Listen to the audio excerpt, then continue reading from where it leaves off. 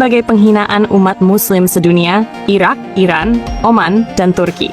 Dukung Indonesia dan Palestina. Kecam perbuatan Arab Saudi kepada supporter Indonesia. Bahkan mereka sampai ngomong begini.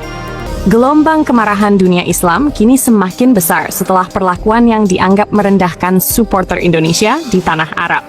Apa yang semula dianggap sekadar salah paham dalam dunia olahraga, ternyata membuka luka lama yang jauh lebih dalam. Soal arah moral dan politik dunia Islam yang kini mulai bergeser. Dunia Muslim mulai bertanya, apa yang sebenarnya sedang terjadi dengan Arab Saudi, negeri yang dahulu menjadi panutan, kiblat spiritual, tanah kelahiran Islam. Namun kini seolah lebih akrab dengan dunia barat ketimbang saudara seiman sendiri.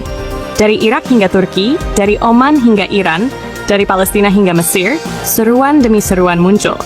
Kita tidak marah karena sepak bola. Kita marah karena kehormatan umat Islam diinjak di tanah suci oleh tangan yang seharusnya melindungi. Bagi banyak umat Islam, insiden yang menimpa supporter Indonesia bukan hanya soal perlakuan kasar, tapi simbol perubahan arah politik Saudi yang semakin jauh dari nilai-nilai ukhuwah Islamiyah. Dunia Muslim melihat bahwa di balik senyum diplomasi Riyadh dengan Barat, ada jarak emosional yang makin melebar antara Arab Saudi dengan umat Islam lainnya. Irak menyebutnya sebagai patah hati dunia Islam. Iran menyebutnya sebagai kehilangan arah kiblat moral. Dan Turki menegaskan, jika tanah suci kehilangan kasihnya pada saudara seiman, maka dunia Islam sedang menghadapi krisis spiritual yang sesungguhnya.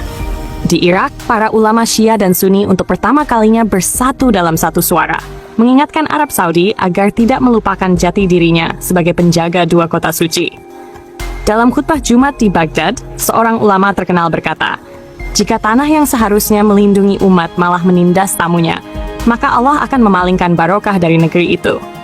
Ucapan itu menggema di media sosial, menjadi trending topic di dunia Arab. Banyak rakyat Irak menyatakan simpati untuk Indonesia dan Palestina. Mereka menganggap keduanya sebagai representasi umat Islam yang tetap menjaga keteguhan iman di tengah ketidakadilan dan tekanan. Sementara itu di Iran, pemerintah dan ulama bersuara lantang. Mereka menilai tindakan terhadap supporter Indonesia adalah bagian dari sikap dingin Arab Saudi terhadap bangsa-bangsa Muslim non-Arab. Seorang jurnalis di Tehran menulis pedas, mereka lebih cepat membela tamu dari Eropa ketimbang tamu dari Jakarta.